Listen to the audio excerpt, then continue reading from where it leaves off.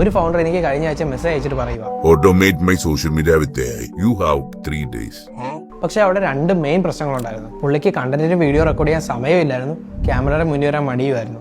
ഇതിന് രണ്ടിനും എനിക്കൊരു സൊല്യൂഷൻ കണ്ടുപിടിക്കണമായിരുന്നു. അങ്ങനെ ഒരു ദിവസം ഫുള്ള് കുത്തിരുന്ന് ആലോചിച്ചപ്പോൾ എനിക്കൊരു ഐഡിയ കിട്ടി. കണ്ടന്റ് ക്രിയേഷനിലെ എല്ലാ പ്രോസസ്സിലോട്ടും AI കൊണ്ടുവന്നാൽ നമുക്ക് ഈ രണ്ട് പ്രോബ്ലം സോൾവ് ചെയ്യാൻ പറ്റും. കണ്ടന്റ് ക്രിയേറ്റ് ചെയ്യാൻ ലിറ്ററലി ഫൗണ്ടറിന്റെ ആവശ്യമില്ല. അങ്ങനെ ഞാൻ എൻ്റയർ സിസ്റ്റം ബിൽഡ് ചെയ്ത് ഫൈനൽ ഔട്ട്പുട്ട് ഫൗണ്ടറിന് അയച്ചു കൊടുത്തു.